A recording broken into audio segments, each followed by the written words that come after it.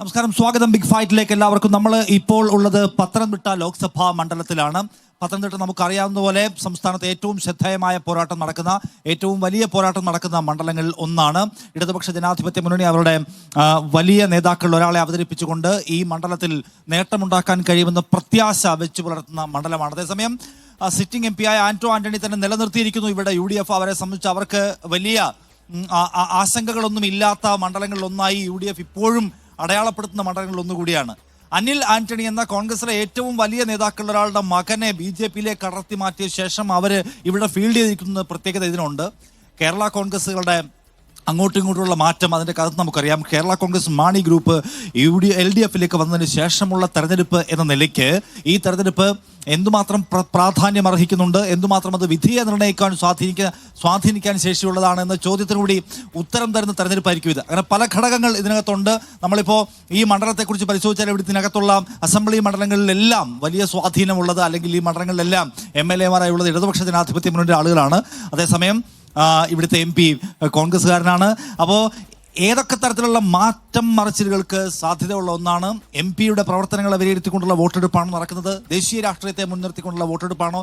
എന്തൊക്കെ വിഷയങ്ങൾ പത്തനംതിട്ട ലോക്സഭാ മണ്ഡലത്തിൽ പ്രശ്നമാകുന്നുണ്ട്, ഫാക്ടേഴ്സ് ആവുന്നുണ്ട് എന്ന് പരിശോധിക്കുകയാണ് നമ്മൾ. അപ്പോൾ നമ്മുടെ കൂടെ ഈ ചർച്ചയിൽ പങ്കെടുക്കാൻ ശ്രീ വിജയ് ഇന്ദുചൂടൻ UDF-നെ പ്രതിനിധീകരിച്ചുകൊണ്ട്, ശ്രീ R സനൽകുമാർ LDF-ൽ നിന്ന്, ഒപ്പം ശ്രീ പ്രദീപ് അരൂർ BJP നേതാവ് എന്നിവരാണ് ഈ ചർച്ചയുടെ ഭാഗമായി നമ്മുടെ കൂടെ പങ്കെടുക്കുന്നത്. ഒപ്പം പത്തനംതിട്ടയിൽ നിന്ന് ഒരു കൂട്ടം വോട്ടർമാരും ഈ ചർച്ചയുടെ ഭാഗമാകുന്നുണ്ട്. സ്വാഗതം ഒരിക്കൽ കൂടി എല്ലാവർക്കും. ആദ്യം ശ്രീ വിജയ്, നിങ്ങളുടെ സിറ്റിംഗ് സീറ്റാണ് ഇവിടെ.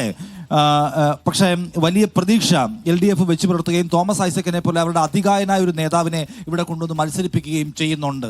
നിങ്ങൾക്ക് ഏതെങ്കിലും തരത്തിൽ കടുത്ത മത്സരം നേരിടുന്നു എന്ന് തോന്നുന്നുണ്ടോ? നമസ്കാരം. ആദ്യം തന്നെ പറയുകയാണെങ്കിൽ ഒരു ശക്തമായിട്ടുള്ള ത്രികോണ മത്സരമൊന്നും ഞങ്ങൾ പ്രതീക്ഷിക്കുന്നില്ല ഇവിടെ. ഇത് ആന്റോ ആന്റണി എന്ന മനുഷ്യൻ 15 വർഷം ഈ പത്തനംതിട്ട പാർലമെന്റിന്റെ MP ആയിരിക്കുന്ന ഒരു മനുഷ്യൻ വീണ്ടും 4ാം ഘട്ടം 18ാം ലോക്സഭയുടെ ഭാഗമായി തിരഞ്ഞെടുപ്പിലേക്ക് മത്സരിക്കുകയാണ്.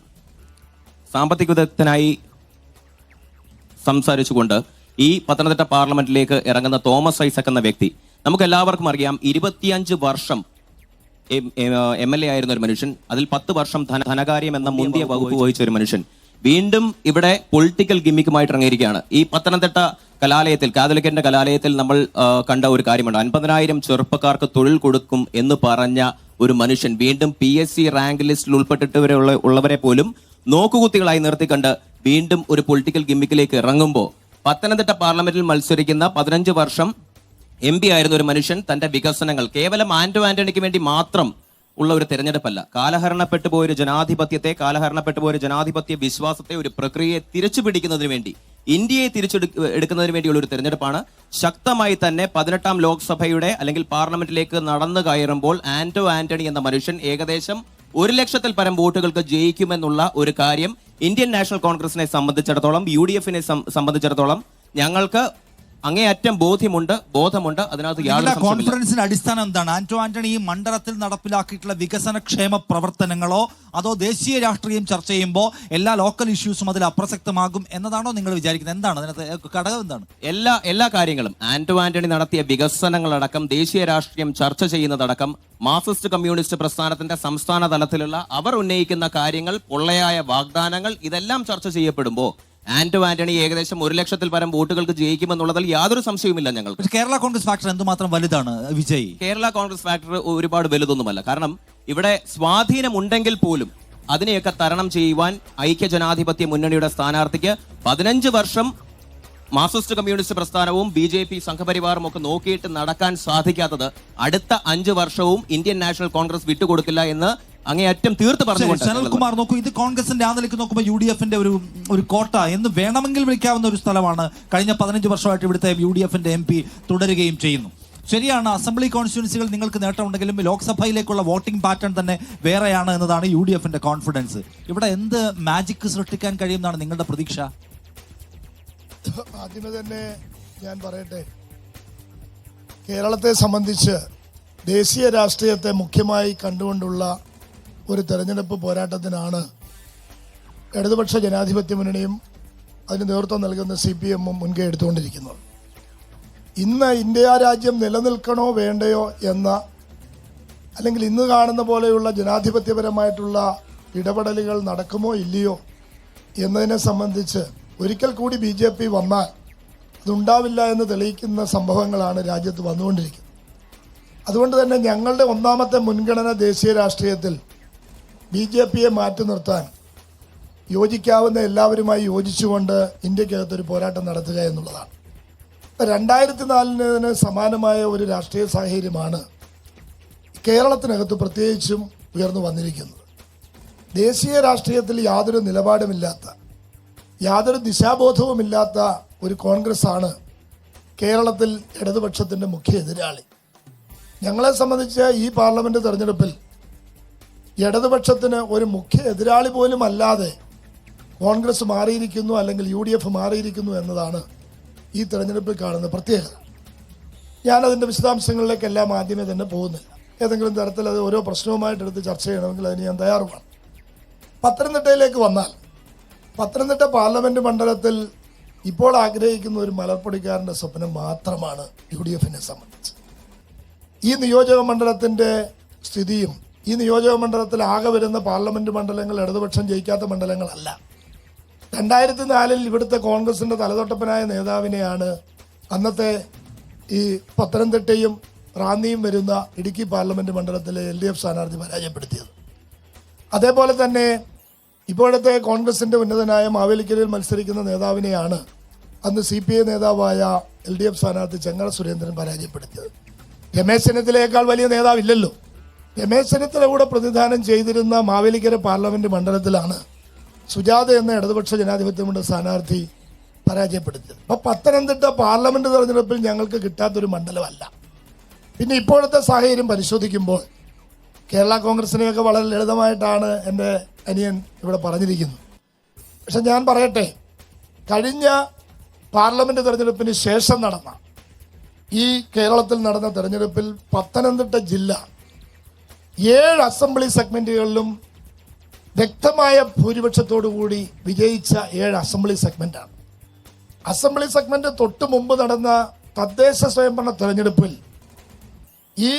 ഈ പത്തനംതിട്ട പാർലമെന്റ് മണ്ഡലത്തിലെ 7 അസംബ്ലി മണ്ഡലങ്ങളിലും വരുന്ന ഭൂരിപക്ഷം വരുന്ന പഞ്ചായത്തുകൾ, ഇവിടെ തന്നെ 54 പഞ്ചായത്തുകളും 4 നഗരസഭകളും, ഈ 54 പഞ്ചായത്തിലെ 40 ഗ്രാമപഞ്ചായത്തുകൾ ഇടതുപക്ഷത്തിന് വ്യക്തമായ മേൽക്കൈയാണ്. കോട്ടയം ജില്ലയിൽ വരുന്ന പൂഞ്ഞാറിലെയും കാഞ്ഞിരപ്പള്ളിയിലെയും ഭൂരിപക്ഷം വരുന്ന പഞ്ചായത്തുകളും ഇടതുപക്ഷത്തിന്റെ കൂടെയാണ്. അപ്പോൾ വ്യക്തമായ അടിത്തറയിലൂടെ ഏതാണ്ട് 76,000-ഓളം വരുന്ന വോട്ടിന്റെ ഭൂരിപക്ഷത്തിൽ ഈ മണ്ഡലം നിൽക്കുകയാണ്. ഇവിടെ അതിനുശേഷം നടന്ന ഉപതെരഞ്ഞെടുപ്പുകൾ ഓരോന്നിടത്ത് പരിശോധിച്ചാലും കോൺഗ്രസിന്റെ സ്ഥാനാർത്ഥികൾ പരാജയപ്പെടുകയാണ് ഉണ്ടായിട്ടുള്ളത്, അല്ലെങ്കിൽ UDFന്റെ സ്ഥാനാർത്ഥികൾ പരാജയപ്പെടുകയാണ് ഉണ്ടായിട്ടുള്ളത്. പത്തനംതിട്ടയെ സംബന്ധിച്ച് ഏറ്റവും പ്രധാനമായ മറ്റൊരു കാര്യം, ഈ തെരഞ്ഞെടുപ്പിൽ ഇടതുപക്ഷം കേവലമായിട്ടുള്ളൊരു മത്സരത്തിന് വേണ്ടിയല്ല മുതിരുന്നത്. ഇന്ത്യ രാജ്യത്ത്, ഈ കേരളത്തിൽ ആകെ തന്നെ ഇടതുപക്ഷം നിർത്തിയിട്ടുള്ള സ്ഥാനാർത്ഥികളെ പരിശോധിക്കുമ്പോൾ ഇന്ത്യൻ പാർലമെന്റ് മണിപ്പൂര് കത്തുമ്പോൾ അരുതേ എന്ന് പറയാൻ ഒരാൾ വേണം, അവിടെ ഒരു ശബ്ദമുണ്ടാവണം. അപ്പൊ എന്തായാലും ഈ നിയമസഭാ കോൺസ്റ്റിറ്റ്യൂൻസികളുടെ കണക്കെടുക്കുമ്പോൾ നിങ്ങൾക്ക് മേൽക്കൈ ഉണ്ട് എന്ന് നിങ്ങളുടെ അവകാശവാദം 1. 2, ഇടതുപക്ഷം മുന്നോട്ട് വെക്കുന്ന മതനിരപേക്ഷ ആശയത്തിന് കിട്ടാൻ പോകുന്ന വോട്ട് എന്ന കോൺഫിഡൻസ് ആണ്. നമ്മളൊരു പ്രാഥമിക റൗണ്ട് തോമസ് ഐസക്കിനെ പറ്റി പറഞ്ഞ കാര്യത്തിനോട് മറുപടി ആദ്യമേ പറഞ്ഞു പോകണം, അല്ലെങ്കിൽ പിന്നെ പ്രശ്നം. അതായത് ഞാൻ പറഞ്ഞു വന്നത് അതിലേക്ക് എത്താൻ വേണ്ടിയാണ് ഞാൻ പെട്ടെന്ന് വന്നത്. തോമസ് ഐസക് എന്ന് പറയുന്ന സ്ഥാനാർത്ഥിയെ സംബന്ധിച്ച് വളരെ നിസ്സാരമായിട്ടാണ് എൻ്റെ കൊച്ചനുജൻ ഇവിടെ അവതരിപ്പിച്ചത്. ഈ കേരളത്തിൻ്റെ രാഷ്ട്രീയത്തിൽ 1957 മുതലുള്ള ഒരു കാലയളവ്, 96 വരെയുള്ള ഒരു കാലയളവ് പ്രത്യേകമായി പരിശോധിച്ചാൽ EMSന്റെ ഗവൺമെൻറ് മുതലുള്ള 95 വരെയുള്ള കാലഘട്ടത്തെ പ്രത്യേകമായിട്ട് വിലയിരുത്തുകയും 96 മുതൽ EMSനോടൊപ്പം തന്നെ നിന്നുകൊണ്ടും EK നായനാരോടൊപ്പം നിന്നുകൊണ്ടും PS അച്യുതാനന്ദനോടൊപ്പം നിന്നുകൊണ്ടും പിണറായി വിജയനോടൊപ്പം നിന്നുകൊണ്ടും കേരളത്തിൻ്റെ രാഷ്ട്രീയത്തെ കഴിഞ്ഞ 25 വർഷത്തെ സാമൂഹികമായ മാറ്റത്തിൽ പങ്കാളികളായ ആസൂത്രണ ബോർഡിലെ വിദഗ്ധൻ എന്നുള്ള നിലയ്ക്കും പിന്നീട് ജനകീയാസൂത്രണ പ്രസ്ഥാനത്തിന്റെ ഉപജ്ഞാതാവ് എന്നുള്ള നിലയ്ക്കും കുടുംബശ്രീ അടക്കമുള്ള സ്ത്രീ ശാക്തീകരണ പ്രസ്ഥാനത്തിന് ഭരണചക്രം തിരിക്കുന്നതിൽ നിർണായകമായ പങ്കാളിത്തം നോക്കൂ. ഇവിടെ BJP ഇവിടെ ഫീൽഡ് ചെയ്തിരിക്കുന്നത് അനിൽ ആന്റണി എന്നയാളെയാണ്. അനിൽ ആന്റണി അദ്ദേഹത്തിന്റെ പിതാവിന്റെ പേരല്ലാതെ ജീവിതത്തിൽ മറ്റൊന്നും ഇതുവരെ പ്രൂവ് ചെയ്തിട്ടില്ലാത്ത ഒരാളാണ്. അദ്ദേഹത്തിന് കോൺഗ്രസിന് എന്തോ ചുമതല ഉണ്ടായിരുന്നു. ആ ചുമതലയുടെ കാലത്ത് എന്തായിരുന്നു അവിടുത്തെ പെർഫോമൻസ്, കോൺഗ്രസിന്റെ ടോട്ടൽ പെർഫോമൻസ് നമുക്കറിയാം. അപ്പൊ അദ്ദേഹത്തിന്റെ ആകെയുള്ള മൂലധനം ആന്റണിയുടെ മകൻ എന്നതാണ്. അദ്ദേഹം ആന്റണി അപ്പുറത്ത് കോൺഗ്രസിൽ നിന്ന് കോൺഗ്രസിന് വേണ്ടി വോട്ട് ചോദിക്കുന്നു. BJPയെ പത്തനംതിട്ടയിലടക്കം പരാജയപ്പെടുത്തണം എന്ന് പറയുന്നു. അപ്പോൾ അനിൽ ആന്റണി എന്തുകൊണ്ട് പത്തനംതിട്ടക്കാർ ചൂസ് ചെയ്യണം? ഇവിടെ പത്തനംതിട്ട പാർലമെന്റ് മണ്ഡലം മാത്രമായി നിങ്ങൾ കാണരുത്. ഒന്ന്, 2019 നിന്ന് വ്യത്യസ്തമായി ഇന്ത്യയിലെ മുഴുവൻ ജനങ്ങളും, ഇന്ത്യയിലെ മുഴുവൻ മാധ്യമങ്ങളും, ലോകത്തിലെ മുഴുവൻ ജനങ്ങളും നരേന്ദ്രമോദിയുടെ നേതൃത്വത്തിലുള്ള ഒരു സർക്കാർ അധികാരത്തിൽ വരുമെന്ന് ഉറച്ചു വിശ്വസിക്കുന്നുണ്ട്, വരിക തന്നെ ചെയ്യും. അതുകൊണ്ട് തന്നെ നിയമസഭാ തെരഞ്ഞെടുപ്പോ ലോക്സഭാ തെരഞ്ഞെടുപ്പോ മുൻ ലോക്സഭാ തെരഞ്ഞെടുപ്പോ ഒന്നും വിലയിരുത്തിക്കൊണ്ട് ഈ തെരഞ്ഞെടുപ്പിനെ കാണരുത് എന്ന് ആദ്യമായി പറയുകയാണ്. എന്താ വികസനം വേണം? എന്ത് വികസനമാണ് ഈ പാർലമെന്റ് മണ്ഡലത്തിൽ കഴിഞ്ഞ 15 വർഷമായിട്ടുണ്ടായിട്ടുള്ളത്? അതേപോലെ തന്നെ നിയമസഭാ തെരഞ്ഞെടുപ്പുകളിലൂടെ 7 മണ്ഡലങ്ങൾ പിടിച്ചടക്കിയ ഇടതുപക്ഷ ജനാധിപത്യ മുന്നണിയുടെ പെർഫോമൻസ് എന്താണ്? കേന്ദ്രത്തിൽ ശമ്പളം കൊടുക്കാൻ വേണ്ടി യാതൊരു ബുദ്ധിമുട്ടില്ല, കേന്ദ്രത്തിന് പെൻഷൻ കൊടുക്കാൻ യാതൊരു ബുദ്ധിമുട്ടുമില്ല. എന്നാൽ കേരളത്തിന്റെ സ്ഥിതി എന്താ? കേരളത്തിൽ ശമ്പളം കൊടുക്കാൻ പണമില്ല, കേരളത്തിൽ പെൻഷൻ കൊടുക്കാൻ പണമില്ല. കൊടുക്കുന്നുണ്ട്, കൊടുത്തു തുടങ്ങിയതേ ഉള്ളൂ, കൊടുക്കാൻ ബുദ്ധിമുട്ടുണ്ട്. ഞാനൊരു കാര്യം പറയാം, ഞാനൊരു ജനപ്രതിനിധിയാണ്. ഞാൻ ജനപ്രതിനിധിയിൽ പറയുന്നു, മാർച്ച് 25 എന്റെ പഞ്ചായത്തിൽ ഉണ്ടായിരുന്ന മുഴുവൻ തുകയും, ട്രഷറി അക്കൗണ്ടിൽ ഉണ്ടായിരുന്ന മുഴുവൻ തുകയും സർക്കാർ എടുത്തുകൊണ്ട് പോയി. ബില്ല് പോലും മാറിക്കൊടുത്തില്ല. എവിടെ കൊടുത്തു എന്ന് പറഞ്ഞ്, ശരിക്കും പറഞ്ഞാൽ ട്രഷറി അക്കൗണ്ടിൽ ഉണ്ടായിരുന്ന മുഴുവൻ പണവും എടുത്തുകൊണ്ട് പോയി ഒരു ഗിമ്മിക്ക് കാണിച്ചു. കേരളം വലിയ കടക്കണിയില്ല. അതുകൊണ്ട് തന്നെ ശമ്പളം കൊടുക്കാൻ ഗതിയില്ലാത്ത, പെൻഷൻ കൊടുക്കാൻ ഗതിയില്ലാത്ത കടക്കണിയിൽ മുങ്ങിയ അതിന് നേതൃത്വം കൊടുത്ത ഒരു സാമ്പത്തിക വിദഗ്ധനെ ഈ പത്തനംതിട്ട പാർലമെന്റ് മണ്ഡലത്തിൽ അവതരിപ്പിക്കുമ്പോൾ ഇവിടുത്തെ ജനങ്ങൾ അംഗീകരിക്കുന്നതാണ് പറയുന്നത്. ഒരിക്കലും അംഗീകരിക്കില്ല, ഒരിക്കലും അംഗീകരിക്കാൻ പോകുന്നില്ല. രണ്ടാമത് ആന്റണി 15 വർഷമായി. എന്താ ഇവിടെയുള്ളത്? പ്രാദേശിക വികസന ഫണ്ട്, MP-യുടെ പ്രാദേശിക വികസന ഫണ്ട് എന്ന് പറഞ്ഞു കിട്ടുന്ന മുഴുവൻ തുകയും ബസ് കാത്തിരിപ്പ് കേന്ദ്രങ്ങൾ ഉണ്ടാക്കി, ഒക്കെ വിളക്കുകൾ സ്ഥാപിച്ചു. അല്ലാതെ ഏതെങ്കിലും ഒരു വികസനം പറയട്ടെ? ആന്റണി MP ആയ 15 വർഷം മുമ്പ്, അന്ന് UPA സർക്കാർ അധികാരത്തിലിരുന്നത്, കേരളത്തിൽ ഉമ്മൻചാണ്ടി സർക്കാർ ഉണ്ടായിരുന്നേ. ആ 5 വർഷക്കാലം ആന്റണി എന്ത് ചെയ്തു? പിന്നെ അനിൽ കെ ആന്റണി എന്ന് പറയുന്നത് രാഷ്ട്രീയത്തിൽ പ്രൂവ് ചെയ്തില്ല എന്നാണ് നിങ്ങൾ ഉദ്ദേശിച്ചെങ്കിൽ ചിലപ്പോൾ ശരിയായിരിക്കാം. അത്തരത്തിലുള്ളൊരു ഒരു മുൻനിര രാഷ്ട്രീയത്തിലേക്ക് അദ്ദേഹം ഉണ്ടായിരുന്നില്ല. കോൺഗ്രസിന്റെ സൈബർ ടീമിന്റെ തലപ്പത്തുണ്ടായിരുന്നു. അത് മുൻനിര രാഷ്ട്രീയമല്ലല്ലോ, സൈബർ ടീമിൽ ആണ് എന്ന് ആര് പറഞ്ഞു? കോൺഗ്രസ് അദ്ദേഹം മാറുന്നിടം വരെ പറഞ്ഞിട്ടുണ്ടോ? ആരാ പറയുന്നത്? ഇപ്പൊ നിങ്ങൾ പറയില്ലേ? ഇപ്പോൾ നിങ്ങൾ പറയുകയാണ് അദ്ദേഹം ഫ്ലോപ്പ് ആണ് എന്ന് നിങ്ങൾ പറയുകയാണ്. കോൺഗ്രസ് പറഞ്ഞോ അതുവരെ അനിൽ കെ ആന്റണി ഫ്ലോപ്പ് ആയിരുന്നു എന്ന് കോൺഗ്രസ് പറഞ്ഞോ? കോൺഗ്രസ് തോറ്റുപോയ തെരഞ്ഞെടുപ്പിന്റെ കഥ ഞാൻ പറഞ്ഞു, സമ്മതിച്ചു. അത് കോൺഗ്രസ് 2014 തോൽക്കുമ്പോൾ അനിൽ കെ ആന്റണി സൈബർ ടീമിലുണ്ടായിരുന്നോ?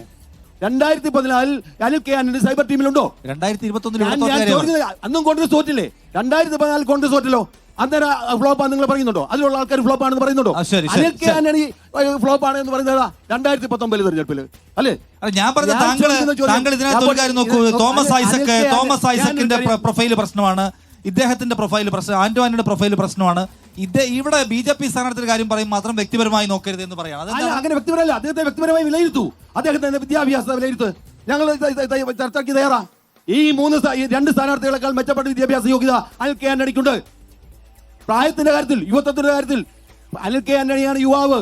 ഒരു യുവത്വത്തിന്റെ പ്രതീകമാണ് അദ്ദേഹം. എനർജറ്റിക് ആണ് അല്ലേ?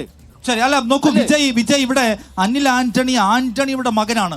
കോൺഗ്രസിൽ ഇനി പ്രതീക്ഷ ഇല്ല എന്ന് വെച്ചിട്ട് ഇറങ്ങി വന്നിട്ടുള്ള ആളാണ്. കോൺഗ്രസിനെ കൊണ്ടൊന്നും നടക്കാൻ പോകുന്നില്ല എന്ന് മനസ്സിലാക്കി ഇറങ്ങി വന്ന ആളാണ്. അയാള് ഇവിടെ നിങ്ങൾക്കൊരു തലവേദന ഉണ്ടാക്കുന്നുണ്ടോ? അദ്ദേഹം ഒരു തലവേദനയും ഉണ്ടാക്കുന്നില്ല. ഇതിന് മുൻപ് ഒരു ചർച്ച നടന്നതിൽ ഞങ്ങളുടെ സംസ്ഥാന അധ്യക്ഷൻ സൂചിപ്പിച്ചതുപോലെ അനിൽ കെ ആന്റണി എന്ന് പറയുന്ന ഒരു മനുഷ്യൻ കേവലം AK ആന്റണി എന്ന ഞങ്ങളുടെ രാഷ്ട്രീയ നേതാവിന്റെ മകനിലേക്ക് അപ്പുറം ഞങ്ങൾ യാതൊരു വിധമായിട്ടുള്ള ഒരു ഇമ്പോർട്ടൻസും കൊടുക്കുന്നില്ല എന്നുള്ളത് ആദ്യം തന്നെ പറഞ്ഞോട്ടെ. സൈബർ ടീമിലൊക്കെ വന്നിരുന്നു, അതെല്ലാം ശരി. ഇപ്പോ ഇദ്ദേഹം വ്യക്തിപരമായി അധിക്ഷേപിക്കുമ്പോൾ ഞാൻ വളരെ നല്ലൊരു കാര്യം കൂടെ പറയാം. ഇന്ത്യൻ നാഷണൽ നിങ്ങൾ സംസാരിക്കുമ്പോൾ ഞാൻ വളരെ മാന്യമായി ഞാൻ പറഞ്ഞത്, ഇതിങ്ങനെ വ്യക്തിപരമായി അധിക്ഷേപിക്കുമ്പോൾ കഴിഞ്ഞ ഏതാനും ദിവസങ്ങൾക്ക് മുൻപിൽ അല്ല. മൈക്ക് ആ ഒരാള് ചർച്ച നടത്തുമ്പോൾ അയാളുടെ അഭിപ്രായം പറയട്ടെ, അതെ. അല്ലെങ്കിൽ പിന്നെ വെറുതെ ഇവിടെ ശരി, വഴക്കുണ്ടാക്കാനുള്ള ശരി, നമുക്ക് ഞാൻ സമയം. പറഞ്ഞ് പൂർത്തീകരിക്കട്ടെ. ആരെങ്കിലും ഈ ഒരാൾ അനിൽ കെ പറഞ്ഞ് ആന്റണിയെ പൂർത്തീകരിക്കട്ടെ. കഴിഞ്ഞ ഏതാനും ദിവസങ്ങൾക്ക് ക്ഷമിക്കണം, ആന്റോ ആന്റണി ഏതാനും ദിവസങ്ങൾക്ക് മുൻപിൽ അനിൽ കെ ആന്റണി വ്യക്തിപരമായിട്ടുള്ള അധിക്ഷേപങ്ങളൊക്കെ ഞങ്ങൾ കണ്ടെടുത്താണ്. യൂത്ത് കോൺഗ്രസ് ഒരു എളിയ പ്രവർത്തകൻ എന്ന നിലയിൽ ഞങ്ങളൊക്കെ അതിനെ പ്രതികരിച്ചതുമാണ്. അപ്പോ ഞങ്ങൾ വളരെ വ്യക്തിപരമായി അധിക്ഷേപിക്കുവാൻ തുടങ്ങിയാൽ ഞങ്ങളുടെ രാഷ്ട്രീയ നേതാവിന്റെ, ഞങ്ങളുടെ ആദരണീയനായ ബഹുമാനപ്പെട്ട എ കെ ആന്റണി സാറിന്റെ മകനിൽ അപ്പുറത്തേക്ക് യാതൊരു ഇമ്പോർട്ടൻസും ഞങ്ങൾ അനിൽ കെ ആന്റണിക്ക് കൊടുക്കുന്നില്ല എന്നുള്ളത് വസ്തുതാപരമായിട്ടുള്ള സത്യമാണ്. അത് മാത്രമല്ല, ഈ അനിൽ കെ ആന്റണി ഈ BJP-യിലേക്ക് വന്നതിന് ശേഷം ഞങ്ങൾ പറയുന്ന അദ്ദേഹത്തിന്റെ രാഷ്ട്രീയ സംസ്കാരമൊക്കെ ഇടിഞ്ഞു പോയി എന്നുള്ളത് കഴിഞ്ഞ ആ ഒരു പ്രതിഷേധത്തിലൂടെ അല്ലെങ്കിൽ ഈ വ്യക്തിപരമായിട്ടുള്ള അധിക്ഷേപത്തിലൂടെ ഞങ്ങൾ കണ്ടതാണ്. ഓക്കേ, അല്ല, അത് വിജയ്, മാത്രമല്ല, ഞാൻ ഇന്ത്യൻ ചോദിക്കുന്നത് നാഷണൽ കോൺഗ്രസിന്റെ നരേന്ദ്രമോദിക്ക് പത്തനംതിട്ടയിൽ വോട്ടുണ്ട്. കഴിഞ്ഞ തവണ സുരേന്ദ്രൻ കാര്യമായ പെർഫോമൻസ് കാഴ്ചവെച്ച BJP അങ്ങനെ തകർന്നു പോകാത്ത ഒരു മണ്ഡലമാണ്, നമുക്കറിയാലോ. അവർ തേർഡ് പൊസിഷൻ ആണെങ്കിലും കാര്യമായ വോട്ട് സമ്പാദിക്കാൻ അവരുടെ കഴിയും. A ക്ലാസ് മണ്ഡലം. ഞാൻ പറയുന്നത് രാപ്പകലില്ലാതെ പണിയെടുത്ത BJP-കാരന് പോലും കൊടുക്കുവാൻ പറ്റാത്ത ഒരു A ക്ലാസ് മണ്ഡലത്തിൽ അവർ വരുത്തനായ ഒരു സ്ഥാനാർത്ഥിയെ പിടിച്ചു നിർത്തുകയാണ്. നമ്മൾ നോക്കൂ, അപ്പുറത്ത് ഒരു കോടീശ്വരനായ രാജീവ് ചന്ദ്രശേഖരൻ എന്ന മനുഷ്യൻ നിൽക്കുന്നു A ക്ലാസ് മണ്ഡലത്തിൽ. ഇവിടെ അനിൽ കെ ആന്റണി നിൽക്കുന്നു. അപ്പുറത്ത് ഒരു സൂപ്പർ സ്റ്റാർ നിൽക്കുന്നു. ഇങ്ങനെ രാപ്പകലില്ലാത്ത BJP എന്ന പ്രസ്ഥാനത്തിന് വേണ്ടി പണിയെടുത്തിട്ടുള്ള ഒരാൾക്ക് പോലും കിട്ടാത്ത ഒരു A ക്ലാസ് ആണ് അവർ കൊടുക്കുന്നത്. അപ്പോൾ അവരുടെ സ്ഥാനാർത്ഥിയെ നിർത്തുവാൻ പോലും ഉള്ള കഴിവില്ലാത്ത ഒരു പ്രസ്ഥാനം കേരളത്തിൽ വന്നുകൊണ്ട് മറ്റ് നേതാക്കന്മാരുടെ മക്കളെയും സൂപ്പർ സ്റ്റാറുകളെയും കോടീശ്വരന്മാരെയും ഒക്കെ പിടിച്ചുകൊണ്ട് നിർത്തുമ്പോൾ നമ്മൾ അതിനൊക്കെ അവരെ അത്രയ്ക്ക് ഇമ്പോർട്ടൻസേ കൊടുക്കുന്നുള്ളൂ എന്നുള്ളതാണ് വസ്തുതാപരമായിട്ടുള്ള സത്യം. ഞങ്ങൾക്ക് അത് അറിയിക്കുവാനുള്ളത്. അപ്പോൾ അനിൽ കെ ആന്റണി വ്യക്തിപരമായിട്ടുള്ള അധിക്ഷേപം നടത്തിയത് ഇങ്ങനെയൊക്കെ ആണെങ്കിൽ പോലും ഞങ്ങളുടെ തണ്ടും തടിയും ഞങ്ങളുടെ നേതാവ് അദ്ദേഹത്തിന് കൊടുത്ത ഇന്ത്യൻ നാഷണൽ കൊടുത്തിട്ടുള്ള കാരണം കൊണ്ടാണ് അനിൽ കെ ആന്റണി ഇത്രത്തോളം വളർന്ന് BJP-യുടെ സ്ഥാനാർത്ഥിയായത്. ആന്റണി എന്നുള്ളതുകൊണ്ടാണ്. അനിൽ കെ വരെയാണെങ്കിൽ ഒരു കാര്യമില്ലെന്നാണ് അദ്ദേഹം പറഞ്ഞ കാര്യം. ഞാൻ ഒരു കാര്യം ചോദിച്ചോട്ടെ, വ്യക്തിപരമായി ആക്ഷേപിച്ചു എന്ന് പറയുന്നത് ഈ നിൽക്കുന്ന ആള് ഇന്ത്യയുടെ ചേട്ടന്റെ മകനായതുകൊണ്ടാണോ ഈ സ്ഥാനത്തിരിക്കുന്നത്? രാഹുൽ ഗാന്ധി രാജീവ് ഗാന്ധിയുടെ മകനായതുകൊണ്ടാണോ ഇരിക്കുന്നത്? അങ്ങനെയാണോ കോൺഗ്രസിൽ എന്നാണ് ഞങ്ങൾ ചോദിക്കുന്നത്. ആണെന്നാണ് ഞങ്ങൾ പറഞ്ഞുകൊണ്ടിരുന്നത്. അങ്ങനെ തന്നെയാണ് കോൺഗ്രസ് ചെയ്തുകൊണ്ടിരിക്കുന്നത്. മക്കളുടെയും രാഷ്ട്രീയം, കുടുംബ രാഷ്ട്രീയമാണ് കോൺഗ്രസിന്റേത്. വേറെ ഒരു വികസന അജണ്ടയും വേറെ ഇല്ല. ശരി, അതാണ് താങ്കളുടെ എന്താ ഒരു ചോദ്യം ആരോട് ചോദിക്കുന്നു?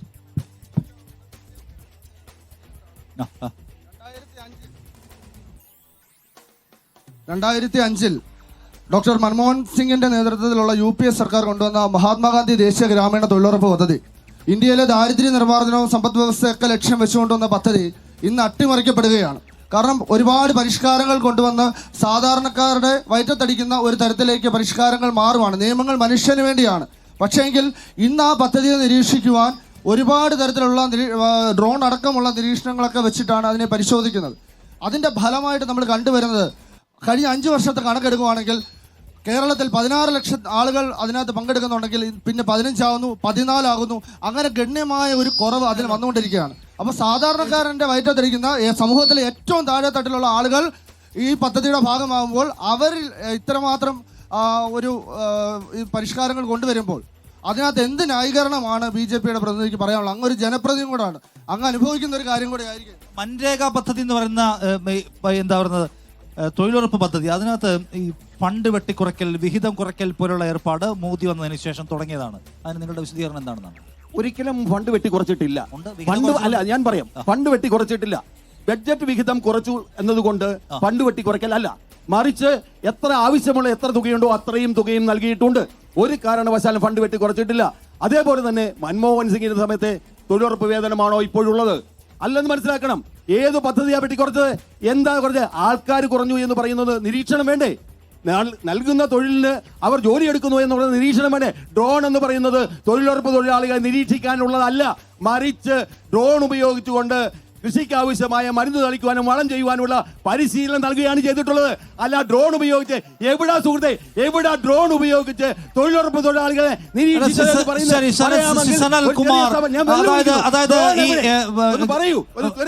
തൊഴിലുറപ്പ് പദ്ധതിക്ക് ബജറ്റ് വിഹിതം കുറച്ചു വന്നതുകൊണ്ട് പൈസ കുറയില്ല എന്നാണ്. ഞാൻ പ്രദീപ് ഒരു ഗ്രാമപഞ്ചായത്ത് മെമ്പറും കൂടെ ആയതുകൊണ്ട് പ്രദീപിന്റെ അയിരൂർ പഞ്ചായത്തിൽ തന്നെ തൊഴിലുറപ്പ് തൊഴിലാളി അനുഭവിക്കുന്ന പ്രയാസത്തെ പറ്റി പ്രദീപിന് വ്യക്തിപരമായിട്ട് അറിയാം. BJPക്ക് വേണ്ടി ഞാൻ പറഞ്ഞോട്ടെ, പറയുന്നതിനിടയ്ക്ക് കയറി പറയണ്ട, പിന്നെ പറഞ്ഞോ. BJPക്ക് വേണ്ടി ന്യായീകരിക്കാൻ വേണ്ടിയാണ് അദ്ദേഹം ഇവിടെ നിൽക്കുന്നത്. 2004 ഇടതുപക്ഷത്തിന്റെ പിന്തുണയാൽ വന്ന ഒന്നാമത്തെ UPA സർക്കാരിന്റെ അഭിമാനകരമായ പദ്ധതികളിൽ ഒന്നായിരുന്നു തൊഴിലുറപ്പും ഭക്ഷ്യസുരക്ഷാ നിയമവും വനവാസി നിയമവും. അതിൽ ഈ തൊഴിലുറപ്പിന് വേണ്ടി അന്നത്തെ ഗവൺമെന്റ് UPA സർക്കാർ അനുവദിച്ചത് ആദ്യത്തെ ഘട്ടത്തിൽ 73,000 കോടി രൂപയായിരുന്നു. ഇടതുപക്ഷത്തിന്റെ സമ്മർദ്ദത്തിന്റെ ഫലമായി അത് പിന്നീട് 93,000 കോടി രൂപയായി വർദ്ധിപ്പിച്ചു. BJPയുടെ ഗവൺമെന്റ് വരുന്ന ഘട്ടത്തിൽ 1,13,000 കോടി രൂപ ബഡ്ജറ്റിൽ അനുവദിക്കുമെന്ന് നിർമ്മലാ സീതാരാമൻ പറഞ്ഞു. പക്ഷെ BJP ചെയ്തത് എന്താണെന്ന് വെച്ചാൽ ആദ്യമേ തന്നെ ഇന്ത്യയുടെ പ്രധാനമന്ത്രി അദ്ദേഹം അധികാരത്തിൽ വന്നപ്പോൾ തന്നെ പറഞ്ഞു ഇത് ഒരു നാഷണൽ വേസ്റ്റാണ്, ഈ പദ്ധതി അത്തരം പദ്ധതികൾ ഫ്രീ ബീസ് ഒന്നും ആവശ്യമില്ല എന്ന് പറഞ്ഞ ആളാണ് ഇന്ത്യയുടെ പ്രധാനമന്ത്രി. സൗജന്യങ്ങൾക്കെതിരായി നിന്ന ആളാണ് ഇന്ത്യയുടെ പ്രധാനമന്ത്രി. സബ്സിഡിയൊക്കെ അവർ കട്ട് ചെയ്യാം, സബ്സിഡികളെല്ലാം കട്ട് ചെയ്യാറുണ്ട് ഗ്യാസിന്റെ. അപ്പൊ എല്ലാത്തിന്റെയും അപ്പൊ അദ്ദേഹം ഗ്യാസ് 50 രൂപയ്ക്ക് പെട്രോൾ കൊടുക്കാന്ന് പറഞ്ഞിട്ട് കൊടുക്കാൻ പറ്റിയില്ല. പ്രധാനമായ പ്രശ്നം തൊഴിലുറപ്പിനകത്ത് സംഭവിച്ചിട്ടുള്ളത് ഇന്ത്യ രാജ്യത്ത് രജിസ്റ്റർ ചെയ്തിട്ടുള്ള തൊഴിലുറപ്പ് തൊഴിലാളികളിൽ 26.5 കോടിയോളം വരുന്ന ജനങ്ങളിൽ 7.5 കോടി ആളുകളെ ഡിലീറ്റ് ചെയ്ത ഭരണമാണ് നടക്കുന്നത്. ഇത് കേരളത്തിൽ അത് സംഭവിക്കാതിരുന്നത് ഈ പറഞ്ഞ തോമസ് ഐസക് അടക്കമുള്ള ധനകാര്യമന്ത്രിമാരിരുന്നപ്പോൾ ഇത് ആസ്തിവർദ്ധിത പദ്ധതികൾ, വികസന പദ്ധതികൾ എന്ന നിലയിലേക്ക് മാറിയപ്പോൾ കേരളത്തിന്റെ സമഗ്ര വികസനത്തിന് വേണ്ടി ബുദ്ധിപൂർവമായി തോമസ് ഐസക് അടക്കം ധനകാര്യമന്ത്രിയായിരുന്ന സന്ദർഭത്തിൽ ഉപയോഗിച്ചു. ഇപ്പോഴും ഇന്ത്യയിൽ 10.5 കോടി തൊഴിൽ ദിനങ്ങൾ സൃഷ്ടിക്കുകയും ഏതാണ്ട് കഴിഞ്ഞ വർഷം വെട്ടിക്കുറയ്ക്കാൻ തീരുമാനിച്ചത് 10 കോടി തൊഴിൽ ദിനങ്ങൾ വെട്ടിക്കുറയ്ക്കാൻ തീരുമാനിച്ചു. ഇവിടുന്ന് MP രാജേഷ് അടക്കമുള്ള മന്ത്രിമാരും മുഖ്യമന്ത്രിയും തുടർച്ചയായി ആവശ്യപ്പെട്ട് നമുക്ക് 9.5 കോടി തൊഴിൽ ദിനങ്ങൾ തന്നു. ഈ കേന്ദ്ര ഗവൺമെന്റിനുള്ള തുടർച്ചയായ സമരങ്ങളുടെ സമ്മർദ്ദങ്ങളുടെയും ഭാഗമായിട്ടാണ്. 7 സംസ്ഥാനങ്ങളിൽ ഇപ്പൊ ഏറ്റവും അവസാന ഇലക്ഷന് തൊട്ട് മുമ്പ് 13 രൂപ വർദ്ധിപ്പിച്ചപ്പോൾ ഈ കേരളത്തോടുള്ള പ്രത്യേക അതിൽ 7 സംസ്ഥാനങ്ങളും BJP ഭരിക്കുന്ന സംസ്ഥാനങ്ങളാണ്. ഒരെണ്ണം മാത്രമേ ഉള്ളൂ, കർണാടക മാത്രമേ ഉള്ളൂ കോൺഗ്രസ് ഭരിക്കുന്നത്. കേരളത്തിന് 333 കൂടെ 13 രൂപ കൂട്ടി തന്നപ്പോൾ ഗോവയിലും ഹരിയാനയിലും അടക്കമുള്ള BJP ഭരിക്കുന്ന സംസ്ഥാനങ്ങളിൽ 376 രൂപ കൊടുത്തു. അവിടെ എന്താ പ്രശ്നം? അവിടെ തൊഴിലുറപ്പിന് തൊഴിലാളി ഇല്ല. ഇവിടെ ഏറ്റവും കൂടുതൽ തൊഴിലാളിയുണ്ട്. ഇവിടെയാണ് ജിയോ ഫെൻസിങ് നടപ്പാക്കുന്നത്. ഇവിടെ വന്നാണ് തൊഴിലാളിയുടെ പുറകെ NMMS നടപ്പാക്കുന്നത്. സോഷ്യൽ ഓഡിറ്റിന് ഇവിടുന്ന് ടീമിനെ വിട്ടു. കേന്ദ്രത്തിലെ മന്ത്രി ഇവിടെ വന്നിട്ട് തിരിച്ചുപോയി നരേന്ദ്രമോദിയോട് തന്നെ പറഞ്ഞെന്നാ പറയുന്നത് ഇന്ത്യയിൽ തൊഴിലുറപ്പ് ഭംഗിയായി നടപ്പാക്കുന്നത് കേരളത്തിലാണെന്നാണ്. ഞാൻ പറയാൻ വരുന്ന ഒരു കാര്യം കൂടി, ഇതെല്ലാം ഉണ്ടായത് ഇങ്ങനെ ഒരു അവസ്ഥ ഇപ്പൊ മുമ്പേ അനിൽ കെ ആന്റണിയുടെ അടക്കം കാര്യം പറയേണ്ടി വന്നു. ഈ അവസ്ഥയിലേക്ക് ഈ രാജ്യത്തെ എത്തിച്ചത് BJPക്ക് ഇങ്ങനെ ഒരു കൊള്ളതായ്മ കാണിക്കാനുള്ള അവസരം ഉണ്ടാക്കി കൊടുത്തത് രണ്ടാമത്തെ UPA സർക്കാരാണ്. രണ്ടാമത്തെ UPA സർക്കാരിന്റെ കാലത്ത് നടത്തിയ കൊടിയ അഴിമതികളും തൊഴിലുറപ്പ് ഉൾപ്പെടെയുള്ള ജനകീയ പദ്ധതികളെ മറന്ന് പ്രവർത്തിച്ചതും ആണ് ഈ കേരളത്തിൽ ഇന്ത്യയിൽ BJPക്ക് വളരാനുള്ള അവസരം ഉണ്ടാക്കിയത്. അതുകൊണ്ടാണ് അനിൽ കെ ആന്റണി എന്തുകൊണ്ട് കോൺഗ്രസിൽ നിന്ന് BJPയിലേക്ക് പോയി എന്ന ചോദ്യം അങ്ങേക്ക് ചോദിക്കേണ്ടി വന്നത്. ഇത് മാത്രമല്ല, 13 മുൻ മുഖ്യമന്ത്രിമാർ, ഈ കേരളത്തിലെ 2 മുഖ്യമന്ത്രിമാരിൽ ജീവിച്ചിരിക്കുന്ന ആളിന്റെ മകനും മരിച്ചുപോയ കരുണാകരന്റെ മകളും ഇങ്ങനെ അടക്കമുള്ള ആളുകളെ BJPക്ക് സംഭാവന ചെയ്യുകയാണ് കോൺഗ്രസ് ചെയ്യുന്നത്. കേരളത്തെ സംബന്ധിച്ച് ഇതിനെതിരായി ശക്തമായ ഒരു രാഷ്ട്രീയ നിലപാട് മുമ്പോട്ട് വെച്ചുകൊണ്ട് പാവപ്പെട്ട തൊഴിലാളിക്ക് വേണ്ടി, മതനിരപേക്ഷതയ്ക്ക് വേണ്ടി, ജനങ്ങളുടെ ജീവിത പ്രശ്നങ്ങൾക്ക് വേണ്ടി നിൽക്കുന്നത് തോമസ് ഐസക്കിനെ പോലെയുള്ള ഇടതുപക്ഷ നേതാക്കന്മാരാണ്. താങ്കളുടെ ചോദ്യം ആരോടാണ്? യെസ്, അതെന്ന് വെച്ചാല് ഇപ്പൊ ഇവിടെ ഇരിക്കുന്നവർക്ക് എല്ലാവരുടെയും മുമ്പിലുള്ള ഒരു ചോദ്യം ചോദിക്കണേ. അത് തന്നെയാണ് ഞാൻ ചോദിക്കുന്നത്. അപ്പൊ ഏറ്റവും സിമ്പിൾ ആയിട്ടുള്ള ഒരു ഇതാണ് ഞാൻ ഉദ്ദേശിക്കുന്നത് ചോദിക്കുക. അതെന്ന് വെച്ചാൽ ഇപ്പോൾ ഈ സ്ഥലത്ത് ഇരുന്നുകൊണ്ട് CPM-മാർ വന്നിരുന്ന് പറയുന്നു CPM-ന്റെ ആണ് ഏറ്റവും ബെസ്റ്റ് സ്ഥാനാർത്ഥി, ഈ ബാക്കി സ്ഥാനാർത്ഥികളെല്ലാം മോശമാണ്. ആ പറയുന്ന പോലെ തന്നെ UDF-കാരും വന്ന് പറയുന്നു CPM സ്ഥാനാർത്ഥി മോശമാണ്, അദ്ദേഹം അങ്ങനെ ചെയ്തു ഇങ്ങനെ ചെയ്തു. അപ്പോൾ ഒരു ചോദ്യം എനിക്ക് ചോദിക്കാനുള്ളത്, ഇന്നലെ ഏപ്രിൽ 19-നായിരുന്നു ഈ രാജ്യത്തെ 102 ആദ്യഘട്ട പോളിംഗ് ആയിരുന്നു ഇന്നലെ. ആ സ്ഥലങ്ങളിലെല്ലാം തന്നെ CPM, കോൺഗ്രസ്, CPI, മുസ്ലിം ലീഗ് ഇവരെല്ലാം കൂടെ ഒറ്റ മുന്നണിയായിട്ടായിരുന്നു ആ സ്ഥലത്തെല്ലാം ഉണ്ടായിരുന്നത്. അതെ. അപ്പൊ ആ സ്ഥലങ്ങളിലെല്ലാം തന്നെ CPM സ്ഥാനാർത്ഥിക്ക് വേണ്ടി UDF-കാരും, അതായത് ആ സ്ഥലത്തെ UDF-കാരും, ഇവരിൽ ആര് ജയിച്ചാലും നിങ്ങൾ ഒരുമിക്കാൻ പോലെന്നാ ചോദിക്കുന്നത്. അല്ലല്ല, ആ സംഭവത്തിന് ഒപ്പമായിട്ട് തന്നെ ഉണ്ട്. അപ്പോൾ ഒറ്റ ദിവസത്തിന് ശേഷം എങ്ങനെയാണ് വേറൊരു സംസ്ഥാനത്തേക്ക് വരുമ്പോൾ ഈ ഇവരുടെ CPM-ന്റെയും കോൺഗ്രസിന്റെയും ഈ ആദർശങ്ങളിൽ വ്യത്യാസം വരുന്നത്? ഓക്കെ, വിജയ് അതിന് മറുപടി പറയും. നിങ്ങൾക്ക് എങ്ങനെയാണ് ഒരു സ്ഥലത്ത് ഒരുമിക്കുകയും മറ്റു സ്ഥലത്ത് രണ്ടായി മത്സരിക്കാൻ കഴിയുക, ജനങ്ങളോട് രണ്ടാശയങ്ങൾ പറയാൻ പറ്റുമെന്നാണ്? ഇത് കേരള സംസ്ഥാനത്തെ സംബന്ധിച്ചിടത്തോളം CPIM എന്ന പാർട്ടിയുടെ ആവശ്യമാണ് കോൺഗ്രസുമായി ചേർന്ന് മത്സരിക്കുക എന്നുള്ളത്. നമ്മൾ ബാക്കിയുള്ള സംസ്ഥാനങ്ങളിലൊക്കെ CPIM-നെ അടുപ്പിക്കുന്നുണ്ടെങ്കിൽ പോലും നമ്മളുടെ സംസ്ഥാനത്ത് ശക്തമായിട്ടുള്ള അവർ ഭരിച്ചുകൊണ്ടിരിക്കുന്ന വിരുദ്ധ വികാരം നിലനിൽക്കെ തന്നെ ഞങ്ങൾ ശക്തമായി എതിർക്കുന്നത് CPIM-നെയും അതുപോലെ തന്നെ ഈ രാഷ്ട്രത്തിൽ ഏറ്റവും ജനവിരുദ്ധ വികാരം കൊണ്ടുവരുന്ന RSS സംഘപരിവാറിന്റെ ശക്തികളെയുമാണ്. എങ്ങനെ മത്സരിക്കുന്നു എന്ന് ചോദിച്ചാൽ ഈ സംസ്ഥാനത്ത് ഞങ്ങൾ അവർക്ക് എതിർ തന്നെയാണ്, യാതൊരു സംശയവുമില്ല. പിന്നെ ആശയങ്ങൾ എങ്ങനെ മാറി മാറി വരുന്നു എന്ന് ചോദിച്ചാൽ അവരുടെ ആവശ്യമാണ് ഇന്ത്യ എന്ന മുന്നണിയോടൊപ്പം നിന്ന് മത്സരിച്ചുകൊണ്ട് ഈ കഴിഞ്ഞ സഖാവ് AK ബാലൻ സംസാരിച്ചതുപോലെ ഇനിയും ഒരു രാഷ്ട്രീയ പ്രസ്ഥാനം അല്ലെങ്കിൽ ഒരു ദേശീയ രാഷ്ട്രീയ പാർട്ടി അല്ല എന്നുണ്ടെങ്കിൽ എലിപ്പെട്ടി ചിഹ്നത്തിലും പെരുച്ചാഴിയും ബാക്കിയുള്ള സംവിധാനത്തിലും ഒക്കെ അവർ മത്സരിക്കേണ്ടി വരും. അപ്പൊ ഇത് ഇന്ത്യൻ നാഷണൽ കോൺഗ്രസിനെ സംബന്ധിച്ചിടത്തോളം മാർക്സിസ്റ്റ് കമ്മ്യൂണിസ്റ്റ് പ്രസ്ഥാനം കൂടുക എന്നുള്ളത് കോൺഗ്രസിന്റെ ആവശ്യമല്ല, അവരുടെ ആവശ്യമാണ്. അപ്പൊ ഞങ്ങൾ ഈ RSS സംഘപരിവാറിനെ എതിർക്കുന്ന ഏത് പ്രസ്ഥാനവുമായും ഈ രാഷ്ട്രത്തെ മതത്തിന്റെ പേരിൽ, ജാതിയുടെ പേരിൽ, വർഗത്തിന്റെ പേരിൽ, വർണ്ണത്തിന്റെ പേരിൽ, നിറത്തിന്റെ പേരിൽ വിഭജിച്ചു തുടങ്ങുന്ന ഒരു രാഷ്ട്രീയ പ്രസ്ഥാനം എന്ന നിലയിൽ അവരെ എതിർക്കുക എന്നുള്ളത് ഇന്ത്യൻ നാഷണൽ കോൺഗ്രസിന്റെ മാത്രം ആവശ്യമല്ല, മറിച്ച് ഈ ഇന്ത്യയിലെ 100 കോടി വരുന്ന 100-ൽ പരം കോടി വരുന്ന ജനങ്ങളുടെ ജനാധിപത്യ വികാരമാണ്, അവരുടെ വിശ്വാസമാണ്. അതിനൊൽപ്പമാണ് ഇന്ത്യൻ നാഷണൽ കോൺഗ്രസ്. എനിക്ക് പറയാനുള്ളത് എന്നോട് ചോദിച്ച ചോദ്യം ആയതുകൊണ്ട് എന്നോടല്ലേ പ്രതിഭ ചോദിച്ചത്, അത് തരാം. എന്നോട് ചോദിച്ച ചോദ്യത്തിന് മറുപടി പറയട്ടെ. നിങ്ങളുടെ സ്നേഹിതൻ തന്നെയല്ലേ ചോദിച്ചത്? അതായത് ഞങ്ങളെ സംബന്ധിച്ച് 2004-ലും കോൺഗ്രസിനോട് മത്സരിച്ചാണ് ഇന്ത്യ രാജ്യത്ത് ഇടതുപക്ഷം 61 MP-മാരുമായി ഇന്ത്യൻ പാർലമെന്റിൽ പോയത്.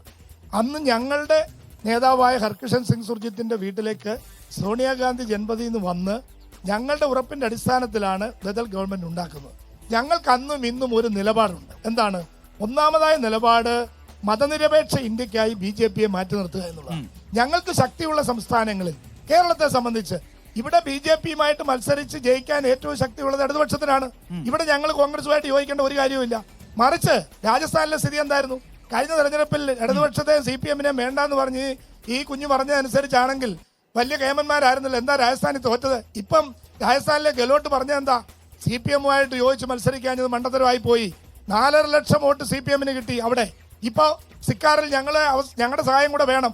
അപ്പൊ ഇന്ത്യയിൽ BJPയെ തോൽപ്പിക്കാൻ എവിടെയാണോ ഏത് പ്രസ്ഥാനത്തിന് കരുത്ത്, രാജസ്ഥാനിൽ കോൺഗ്രസിനാണ് കരുത്ത്, അവിടെ അവരുമായിട്ട് ചേർന്ന് നിൽക്കുന്നത് ഞങ്ങൾക്ക് എതിർപ്പില്ല. ബംഗാളിൽ ഞങ്ങൾ ത്രികോണ മത്സരമാണ് അവിടെ നടക്കുന്നത്, ഞങ്ങൾ തൃണമൂൽ കോൺഗ്രസുമായിട്ട് ചേർന്നിട്ടില്ല. അപ്പൊ ഇവിടെ ഞങ്ങൾക്കൊരു നിലപാടുണ്ട്. ഇന്ത്യ രാജ്യത്ത് ഇപ്പൊ DMK അടങ്ങുന്ന സഖ്യത്തിന്റെ ഭാഗം തന്നെയാണ് കോൺഗ്രസ് കൊണ്ട്, ഞങ്ങൾ അതിന്റെ ഭാഗം തന്നെയാണ്. ഞങ്ങൾ പറയുന്നതിൽ ഒട്ടും അഭിമാനക്കുറവില്ല. 2004-ലും ഞങ്ങൾ ഇതുപോലെ തന്നെ മത്സരിച്ചിട്ടാണ് ഞങ്ങൾ ഇന്ത്യയിലെ ഒന്നാമത്തെ പാർട്ടിയാണെന്ന് ഞങ്ങൾ എവിടെയും പറഞ്ഞിട്ടില്ല. പക്ഷെ ഒന്നാമത്തെ പാർട്ടിയുടെ അവസ്ഥ എന്താണെന്ന് ആലോചിച്ചോണം. മുഖ്യമന്ത്രി വളരെ ഈ ഏതാനും ദിവസങ്ങൾക്ക് മുൻപ് ഞങ്ങൾ പറഞ്ഞു ഇന്ത്യയുടെ നീളം നടന്ന നമ്മളുടെ രാഹുൽ ഗാന്ധിയെ പഴയ പേര് തന്നെ വിളിക്കുന്നതാണെന്നല്ലോ. ഞാൻ ആ പേര് ഇവിടെ പരാമർശിക്കുന്നില്ല. എങ്കിൽ പോലും കഴിഞ്ഞ തെരഞ്ഞെടുപ്പിൽ 2019 തെരഞ്ഞെടുപ്പിൽ അവരുടെ വിപ്ലവ നായകൻ VS അച്യുതാനന്ദൻ പറഞ്ഞത് അമൂൽ ബേബി എന്ന പരാമർശമായിരുന്നു. ആ അമൂൽ ബേബി എന്ന പരാമർശത്തിന് ശേഷം ഇവിടെ വന്ന് വയനാട്ടിൽ രാഹുൽ ഗാന്ധി മത്സരിച്ച് 5 ലക്ഷത്തിൽ പരം വോട്ടുകൾക്കാണ് ഇവിടെ ജയിച്ചത്. ഈ പരാമർശവും ഞങ്ങൾ കണക്കിലെടുക്കുന്നില്ല. ഇനിയും എടുത്താൽ തന്നെയും ഞങ്ങൾ വീണ്ടും പറയുന്നു, വയനാട്ടിൽ വന്നുകൊണ്ട് രാഹുൽ ഗാന്ധി നിങ്ങളുടെ മുഖ്യമന്ത്രി, നിങ്ങളിപ്പോ പറയുന്നു ദേശീയ രാഷ്ട്രീയത്തെ കുറിച്ചൊക്കെ പറയുന്നുണ്ടല്ലോ, ഞങ്ങൾ അവിടെ അലയൻസ് ഉണ്ടാക്കുന്നില്ല, ഇവിടെ അലയൻസ് ഉണ്ടാക്കുന്നുണ്ട്.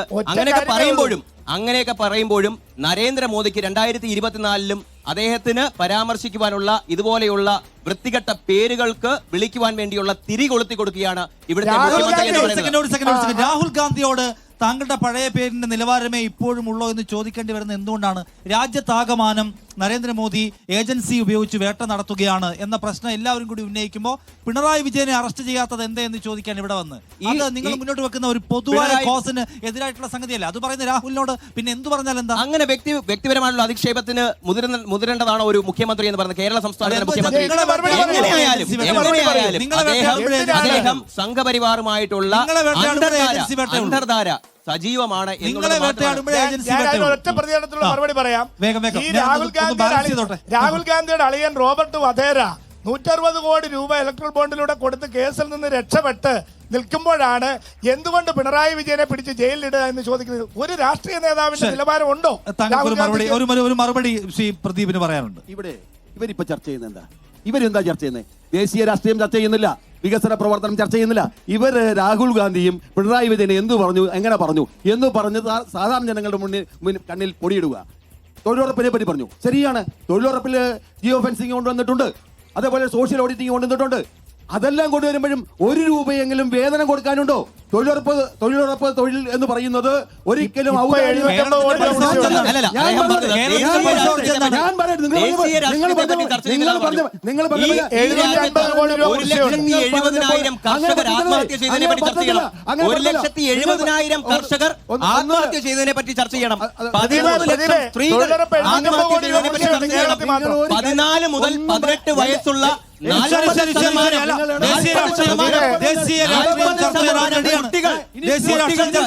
എഴുതാനും വായിക്കാനും അറിയില്ല. എല്ലാവരും കൂടെ സംസാരിക്കില്ലേ പ്ലീസ്, എല്ലാവരും കൂടെ സംസാരിക്കില്ല. ദേശീയ രാഷ്ട്രീയം ചർച്ച ചെയ്യാൻ അവർ റെഡിയാണ്. ദേശീയ രാഷ്ട്രീയം ചർച്ച ചെയ്യാൻ അവർ റെഡിയാണ്. താങ്കൾ ഒരു 2-3 പോയിന്റ് കാര്യം പറയൂ. ഞാൻ പറയുന്നത് വികസനം ചർച്ച ചെയ്യും. ആന്റോ ആന്റണിയുടെ വികസനം ചർച്ച ചെയ്യും. ദേശീയ രാഷ്ട്രീയത്തിന്റെ ഭാഗമല്ലേ ആന്റോ ആന്റണി? ഇവിടുത്തെ പ്രാദേശിക രാഷ്ട്രീയമാ? അല്ല, നമുക്ക് ദേശീയ രാഷ്ട്രീയത്തിൽ നിങ്ങൾ കൊടുത്ത തൊഴിൽ ചർച്ച ചെയ്യാം. ആണോ എന്നാണ് ഞാൻ ചോദിക്കുന്നത്. ദേശീയ രാഷ്ട്രീയത്തിൽ നിങ്ങൾ കൊടുത്ത തൊഴിൽ ചർച്ച ചെയ്യാം. ഏതായാലും ഇന്ത്യ മഹാരാജ്യത്തെ ജനങ്ങൾക്ക് യാതൊരു സംശയവുമില്ല നരേന്ദ്രമോദി അധികാരത്തിൽ വരുമെന്ന കാര്യത്തിൽ ഇവരുടെ തർക്കം എന്താ? ഇവർക്ക് പ്രതിപക്ഷ നേതാവാകാൻ ഒരാളെ കിട്ടുമോ? അതിനുള്ള ഇടം തികയ്ക്കാൻ പറ്റുമോ? വീണ്ടും സ്വാഗതം. നമ്മൾ പത്തനംതിട്ട ലോക്സഭാ മണ്ഡലത്തിലാണ്. ഒരു ചോദ്യം ആര് ചോദിക്കാം? ഞാൻ ആരോട് ചോദിക്കുന്നത്? എനിക്ക് ചോദിക്കാനുള്ളത് പൊതുവായിട്ടുള്ള കാര്യമാണ്. ആരോട് ചോദിക്കാം? ആരോടെന്ന് LDF-നോടും കോൺഗ്രസിനോടും എനിക്ക് ചോദിക്കാനുള്ളത്. അത് പൊതുവായിട്ടുള്ള കാര്യമെന്ന് വെച്ചാൽ 28 സംസ്ഥാനങ്ങളിൽ 19 സംസ്ഥാനവും ഇന്ന് BJP ഭരിക്കുന്നത്. അതിന് നമുക്ക് ആർക്കും സംശയമില്ല. ഈ തവണ 400 സീറ്റിൽ കൂടുതൽ മോദിജി നേടുമെന്നുള്ളതിന് ആർക്കും സംശയമില്ല. പിന്നെ നിങ്ങൾ സംശയിക്കത്തേ ഉള്ളൂ കുഞ്ഞെ, നിങ്ങൾ സംശയിക്കത്തേ ഉള്ളൂ.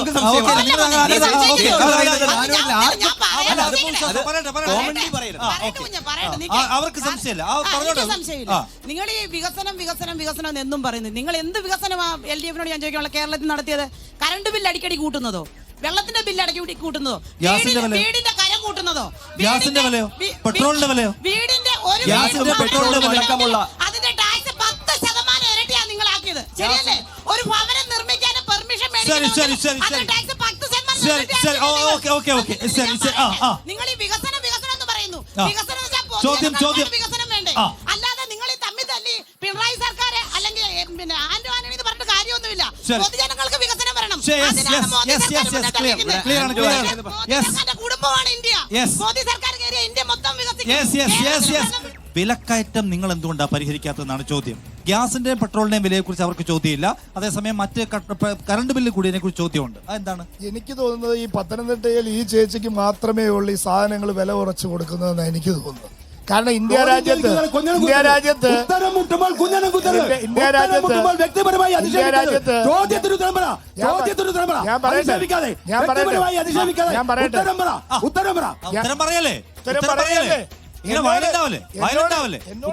ചോദ്യത്തിന് ഞാൻ ഉത്തരം ശാന്തമായിട്ട് പറയാം. പ്രദീപിനോട് വയലന്റ് ആവുന്ന പ്രശ്നമൊന്നുമില്ല. ഞാൻ പറയുന്നത് പെട്രോളിന് 50 രൂപയായി കൊടുക്കും എന്ന് പറഞ്ഞ് അധികാരത്തിൽ വന്നവരാണ് BJP. പെട്രോളിന് 50 രൂപയ്ക്ക് കിട്ടുന്നില്ല. 50 രൂപയ്ക്ക് കിട്ടുന്നുണ്ടോ ഞാൻ ചോദിക്കുകയാണ്. അപ്പൊ അന്ന് സുരേന്ദ്രൻ പിന്നീട് പറഞ്ഞു, ഞാൻ അര ലിറ്റർ പെട്രോളിന്റെ കാര്യമാണ് പറഞ്ഞതെന്നാണ്. ഗ്യാസ് 450 രൂപ ഉണ്ടായിരുന്നപ്പോഴാണ് നരേന്ദ്രമോദി കയറിയത്. ഇപ്പൊ 1150 രൂപയിലായി. സബ്സിഡി കിട്ടുന്നില്ല. അതിന്റെ എല്ലാവരോടും പറഞ്ഞത് നിങ്ങള് സീറോ ബാലൻസ് അക്കൗണ്ട് എടുത്തോ, ജൻധൻ യോജനയിലൂടെ ഇതെല്ലാം അങ്ങോട്ട് വന്നു 15 ലക്ഷം വെച്ച് വന്നോണ്ടിരിക്കും, കള്ളപ്പണം അടക്കുമെന്ന് പറഞ്ഞു. ഇങ്ങനെ അവസാനം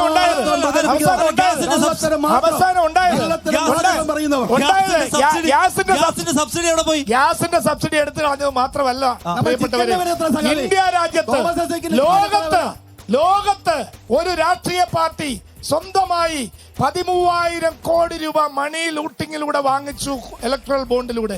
ഇത്രയധികം അഴിമതി വാങ്ങിച്ചൊരു പാർട്ടി ഇന്ത്യ രാജ്യത്ത് വേറെയില്ല. കോർപ്പറേറ്റ് സമ്പന്നന്മാരായ അദാനിയുടെ കൂട്ടിൽ, അദാനിയുടെ വിമാനത്തിലാണല്ലോ ആദ്യം പ്രധാനമന്ത്രിയായിട്ട് കയറിയത്. ആ വിമാനത്തിന് 100,000 വിമാനത്താവളങ്ങൾ പകരമായി കൊടുക്കുന്ന എല്ലാ നിലയിലും ഇന്ത്യ കണ്ട ഏറ്റവും വലിയ അഴിമതി നിറഞ്ഞ സർക്കാരാണ്. എന്ന് വെച്ചാൽ നിങ്ങൾ ഇവിടെ ചോദിക്കണം 60 വർഷം കൊണ്ട് എന്ത് ചെയ്തു? 60 വർഷം കൊണ്ട് അവരുണ്ടാക്കിയ വിമാനത്താവളം എല്ലാം നിങ്ങൾ അദാനിക്ക് കൊടുത്തു. കേരളത്തിന്റെ വിമാനത്താവളം ഇവരുണ്ടാക്കി 60 വർഷം കൊണ്ട് ഞങ്ങൾ എന്തൊക്കെ ഉണ്ടാക്കിയോ അതെല്ലാം ഇന്ന് അദാനിയല്ലേ? അദാനിയുടെ കയ്യിലാണ്. 60 വർഷം കൊണ്ട്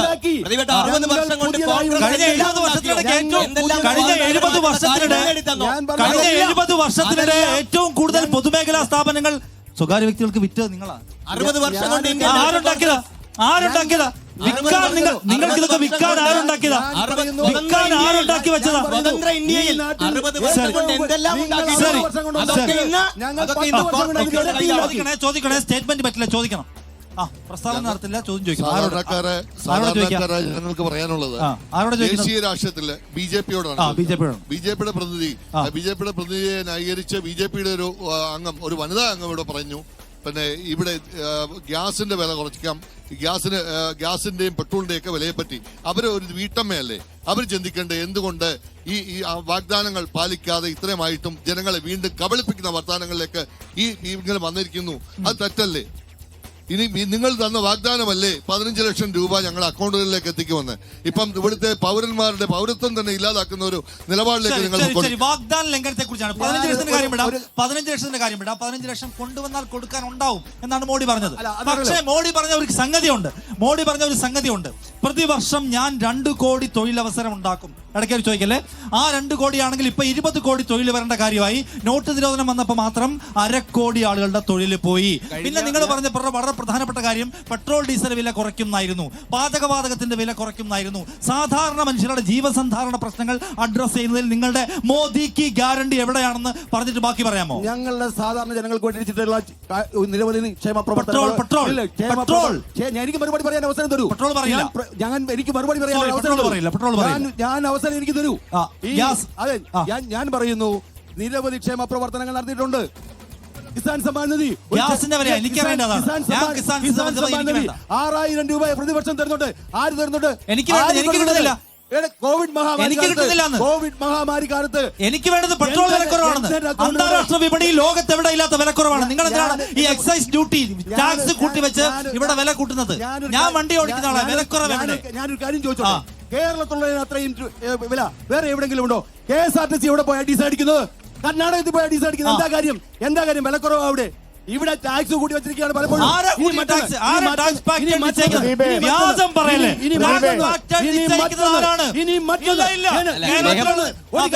താങ്കൾ മാത്രമേ അങ്ങനെയല്ല.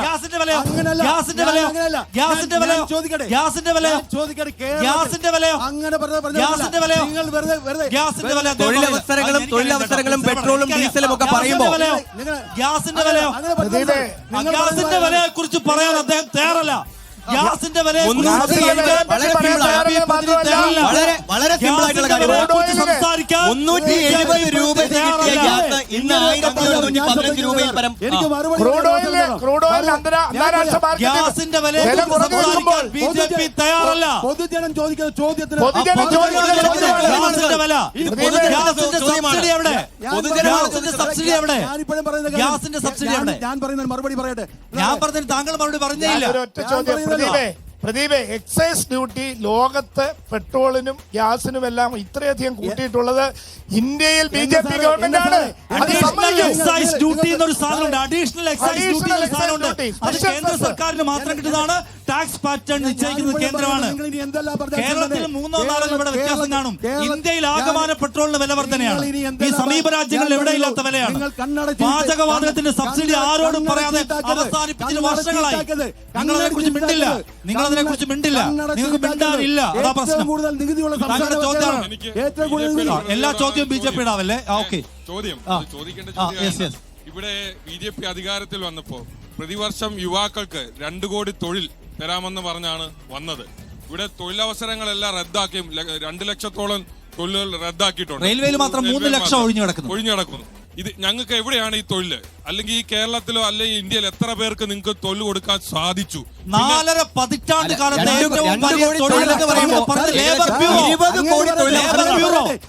നിങ്ങൾ പറയാം. അങ്ങനെ പറയരുത്. തൊഴിലാണ് തൊഴില്. താങ്കൾ എടുക്കാതെ ഞാൻ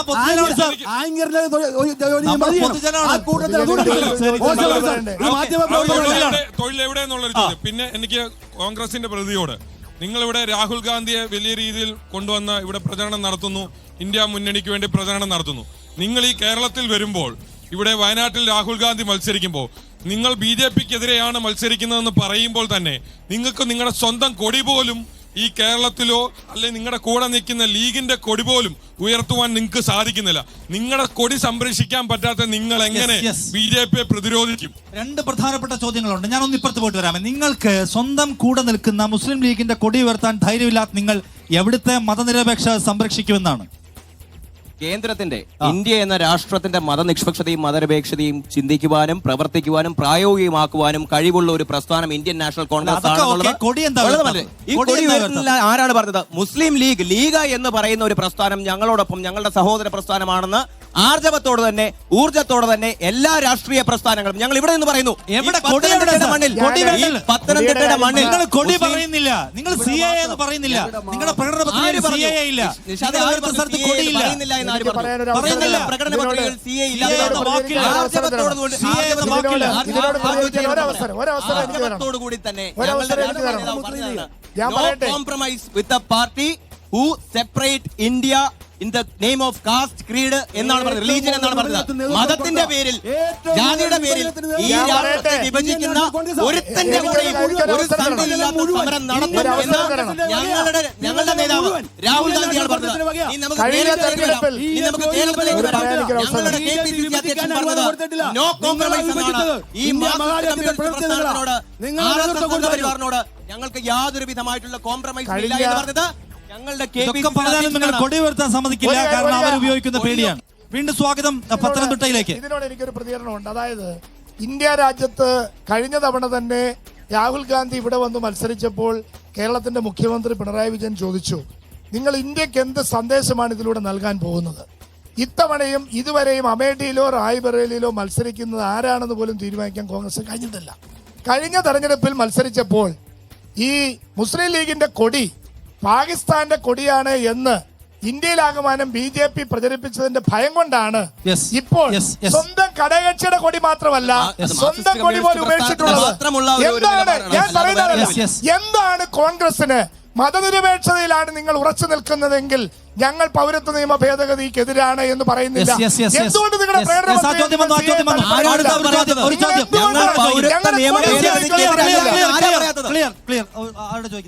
ഹസൻ പറഞ്ഞ എന്താ കൊടി എടുക്കാത്തവരോട് ചോദിക്കണമെന്നാ പറഞ്ഞു. ഇടതുപക്ഷ പ്രതിനിധിയോടും അതുപോലെ തന്നെ UDF പ്രതിനിധിയോടുമാണ്. അതിനു മുമ്പ് ഒരു കാര്യം പറയുകയാണ്, മീഡിയ വൺ ചാനലിന് കൃത്യമായ അജണ്ടയോടെയാണ് ഇവിടെ ഈ പരിപാടി സംഘടിപ്പിച്ചത്. കൃത്യമായി ഞങ്ങൾ മനസ്സിലാക്കുന്നു. പിന്നെ എക്സാലോജിക് വിഷയത്തില് മുഖ്യമന്ത്രിയുടെ മകളാണ് അന്വേഷണത്തിന് നിലയിൽ നിൽക്കുന്ന SFO അന്വേഷണം നേടുകയാണ്.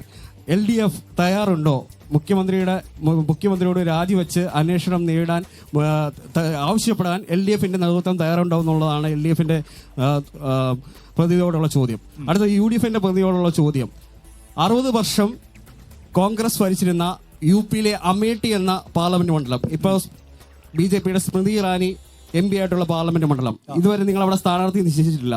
കഴിഞ്ഞ ദിവസം മാധ്യമങ്ങളിൽ നിങ്ങളുടെ ഗാന്ധി കുടുംബത്തിന്റെ മരുമകൻ റോബർട്ട് വധേര നിരവധി ഭൂമി ഇടപാടുകളിൽ ആരോപിതനായിട്ടുള്ള റോബർട്ട് വധേര അവിടെ അവകാശവാദം ഉന്നയിക്കുന്നുണ്ട്. അദ്ദേഹം പറയുന്നത് ഇന്ത്യയിലെ ജനങ്ങൾ അമേഠിയിൽ എന്നെ ആഗ്രഹിക്കുന്നതാണ്. താങ്കൾ മുമ്പ് പറഞ്ഞ ചോദ്യത്തിലുള്ള ഒരു മറുപടിയാണ്. നിങ്ങൾ അനിൽ ആന്റണിയുടെ ക്രെഡിബിലിറ്റിയെ ചോദ്യം ചെയ്തു. അപ്പൊ ഞങ്ങൾ ചോദിക്കാറുള്ളത്, ഗാന്ധി കുടുംബത്തിന്റെ മരുമകനായിട്ടുള്ള റോബർട്ട് വധേരയാണോ നിങ്ങളുടെ അമേഠിയിലെ സ്ഥാനാർത്ഥി? രണ്ട് ചോദ്യങ്ങളുണ്ട്. അതിപ്പോ ഒന്നാമത്തേത് പിണറായി വിജയനോട് നിങ്ങൾ രാജി ആവശ്യപ്പെടുമെന്നൊക്കെയുള്ളതാണ്. അതിനിപ്പോൾ സ്വാഭാവികമില്ല, നിങ്ങൾ അതിനെ ഡിഫെൻഡ് ചെയ്തുകൊണ്ടിരിക്കുകയാണ്. ഈ ചോദ്യത്തിനുള്ള മറുപടി എന്താണ്? റോബർട്ട് വധേര അമേഠിയിൽ മത്സരിക്കാൻ പോകുമ്പോൾ രാഹുലിന് ഹിന്ദി ഹാർട്ട്ലാൻഡിൽ മത്സരിക്കാൻ പേടിയാണോ? ഒരിക്കലുമല്ല. ഈ രാഷ്ട്രത്തിന്റെ ഏത് സംസ്ഥാനത്തെ ഏത് മണ്ഡലങ്ങളിൽ മത്സരിക്കുവാനും രാഹുൽ ഗാന്ധി എന്ന മനുഷ്യന് യാതൊരു വിധമായിട്ടുള്ള പേടിയുമില്ല. പിന്നെ തോൽവിയും ജയവും ഒക്കെ ഓരോരോ രാഷ്ട്രീയ പ്രസ്ഥാനത്തിന്റെ, അതായത് എല്ലാ പൊളിറ്റിക്സിലും വരുന്ന ഒരു കാര്യമാണ്. അതൊന്നും അങ്ങനെ തോൽവിയോ അല്ലെങ്കിൽ ജയമോ ഭയപ്പെട്ടിട്ടുണ്ട് ഞങ്ങളുടെ രാഷ്ട്രീയ നേതാവ്, ഞങ്ങളുടെ രാഷ്ട്രത്തിന്റെ മുൻനിര നായകന്മാരിൽ ഒരാളായിട്ടുള്ള രാഹുൽ ഗാന്ധിക്ക് അങ്ങനെ ഒരു ഭയവും ഇല്ല. മത്സരിക്കുന്നുണ്ടോ അതോ വയനാട്ടിൽ മാത്രമേ ഉള്ളൂ? ഇപ്പോഴത്തെ അവസ്ഥയിൽ വയനാട്ടിൽ മാത്രമേ അദ്ദേഹം മത്സരിക്കുന്നുള്ളൂ. അല്ലാതെ അത് വ്യക്തമായില്ല, വസ്തുതാപരമായിട്ടുള്ള സത്യമാണ്, വളരെ വിസിബിൾ ആയിട്ടുള്ള കാര്യമാണ്. വയനാട്ടിൽ വന്ന് നോമിനേഷൻ കൊടുത്ത് രാഹുൽ ഗാന്ധി അവിടെ മത്സരിക്കുമെന്ന് പറഞ്ഞാൽ അത് വയനാട്ടിൽ മാത്രമേ ഉള്ളൂ. നിങ്ങൾ അവിടെ മത്സരിക്കുന്നുണ്ടോ, നിങ്ങൾ ഇവിടെ മത്സരിക്കുന്നുണ്ടോ എന്ന് ചോദിച്ചാൽ നോമിനേഷൻ കൊടുത്തിട്ട് അല്ല, ധൈര്യമില്ല.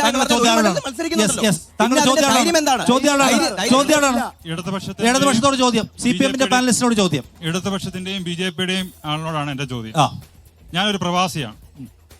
കഴിഞ്ഞ വർഷം പിണറായി വിജയൻ UAയിൽ വന്നപ്പോൾ അവിടെ വന്ന് അവിടുത്തെ ജനങ്ങളോട് മലയാളികളായ ജനങ്ങളോട് കുറേ വാഗ്ദാനങ്ങൾ നൽകിയിട്ട് തിരിച്ച് നാട്ടിലോട്ട് വന്നായിരുന്നു. അവിടുത്തെ വിദേശത്ത് ജോലി ചെയ്യുന്ന പാവം പിടിച്ച ലേബേഴ്സ് അവർ നാട്ടിലോട്ട് വരുമ്പോൾ അവരുടെ എയർ ടിക്കറ്റിനെ കുറിച്ച് ചാർജ് വർധനവിനെ കുറിച്ചും എല്ലാം ചർച്ചകൾ ചെയ്തു. അതുപോലെ തന്നെ വിദേശത്ത് നിന്ന് തിരിച്ച് നാട്ടിലേക്ക് വരുന്നവർക്ക് 6,000 രൂപ വെച്ച് അവർ സ്കീം കൊടുക്കുമെന്ന് പറയും. പ്രവാസി ക്ഷേമ പരിപാടികൾ എവിടെ എത്തിയെന്നുള്ളതിന് മറുപടി CPM പറയണം. ഒരു കാര്യം കൂടെ, അതുപോലെ തന്നെ വിദ്യാഭ്യാസ മേഖലയിൽ പുതിയ സ്ഥാപനങ്ങൾ കൊണ്ടുവരുമെന്നും അത് വിദേശത്തു നിന്നുള്ള നിക്ഷേപങ്ങൾ വഴി അത് കേരളത്തിലെ ജനങ്ങൾക്ക് പ്രവാസി ക്ഷേമ പദ്ധതിയുടെ കാര്യത്തിൽ ഇന്ത്യയിൽ വേറെങ്ങുമില്ലാത്ത തരത്തിൽ 3,500 രൂപ ഇപ്പോൾ തന്നെ പെൻഷൻ കിട്ടുന്ന ഇന്ത്യയിലെ ഏക സംസ്ഥാനം കേരളമാണ് പ്രവാസികൾക്ക്.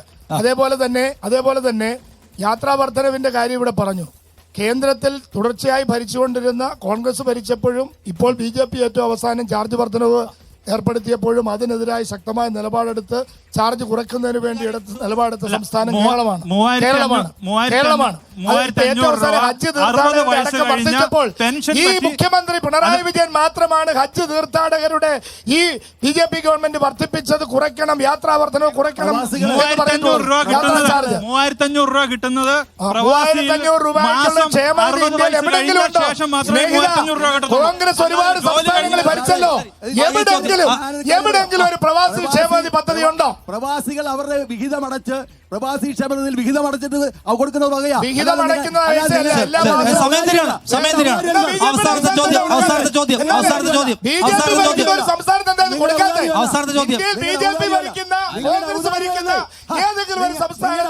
പ്രവാസി ക്ഷേമനിധി പെൻഷൻ ഉണ്ടോ? നിങ്ങളുടെ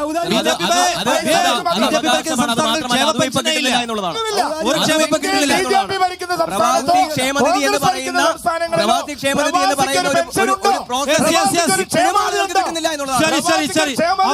ചോദ്യം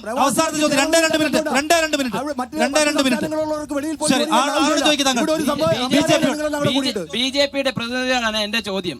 നേരത്തെ ഒരു സഹോദരൻ ചോദിച്ചു എന്തുകൊണ്ടാണ് രാഹുൽ ഗാന്ധി ഹിന്ദി ഹൃദയഭൂമിയിൽ പോയി മത്സരിക്കാത്തതെന്ന്. ഞാൻ ഒരു ചോദ്യം ചോദിക്കുകയാണ്. ഗുജറാത്തുകാരനായ നരേന്ദ്രമോദി എന്തുകൊണ്ടാണ് UP-യിൽ പോയി മത്സരിക്കുന്നതും എന്തുകൊണ്ടാണ് അദ്ദേഹം കേരളത്തിൽ വന്ന് മത്സരിക്കാത്തത്? എന്തുകൊണ്ടാണ് സൗത്തിൽ മത്സരിക്കാത്തത്? എന്താണ്? കേരളത്തിലെ ജനങ്ങൾ പ്രബുദ്ധരായതുകൊണ്ടാണ്.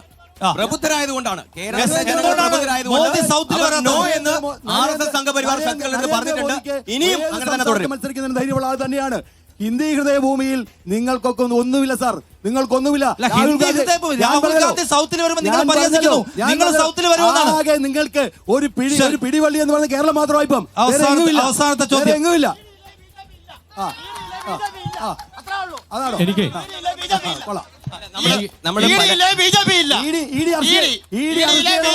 പിണറായി വിജയനെ അറസ്റ്റ് ചെയ്യണമെന്നാ കോൺഗ്രസ് പറയുന്നത്. ED അറസ്റ്റ് ചെയ്യണമെന്നാണ്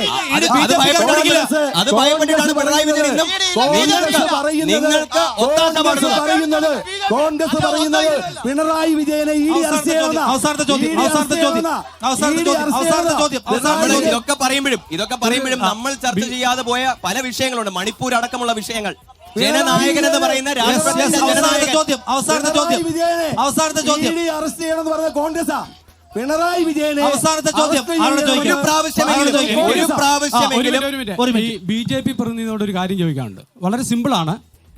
പിന്നെ ഡൽഹിയിലും ഗുജറാത്തിലും ഒക്കെ നമ്മുടെ മറ്റ് രാഷ്ട്രങ്ങളിലെ തലവന്മാർ വരുമ്പോൾ എന്തിനാണ് അവർ ഈ മറ കെട്ടി ചേരികൾ തിരിക്കുന്നത്? അത് എന്തിനു വേണ്ടിയിട്ടായിരുന്നു? ശരി, അത് വളരെ പ്രധാനപ്പെട്ട ചോദ്യം. ഇന്ത്യ മഹാരാജ്യത്ത് ചേരികൾ ഉണ്ടെന്ന കാര്യം ഞങ്ങൾ സമ്മതിക്കുന്നു. 60 വർഷക്കാലം നിങ്ങൾ സമ്മതിക്കുന്നില്ല. അതിന്റെ ഉത്തരവാദി. 10 വർഷമാണ് ഞങ്ങളുടെ ഭരണം. 10 വർഷമാണ്.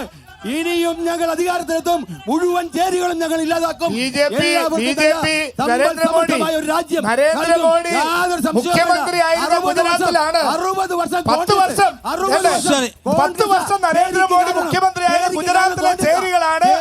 അമേരിക്കൻ പ്രസിഡന്റിന് വേണ്ടി മറിച്ചത്. ശരി, എന്തായാലും ദേശീയ രാഷ്ട്രീയ വിഷയങ്ങൾ തീ പോലെ ആളിക്കത്തുന്ന മണ്ഡലങ്ങളിലൊന്നാണ് ആലപ്പുഴ, പത്തനംതിട്ട ലോക്സഭാ മണ്ഡലം. എന്തായാലും നമുക്ക് ഈ പത്തനംതിട്ടയിലെ രാഷ്ട്രീയ സാഹചര്യവും അങ്ങേയറ്റം എന്താണ് ആവേശകരമാണ്. അപ്പൊ തെരഞ്ഞെടുപ്പിന്റെ ചൂട് ഈ ചർച്ചയിലും പ്രകടമാണ്. നമുക്ക് അവസാനിപ്പിക്കാൻ സമയമായിരിക്കുന്നു. പങ്കെടുത്ത എല്ലാവർക്കും നന്ദി ഒരിക്കൽ കൂടി. Thank you. അടുത്ത മണ്ഡലത്തിലേക്ക്. അൽ മുക്തദിർ ഗോൾഡൻ ഡയമണ്ട് ജ്വല്ലറി.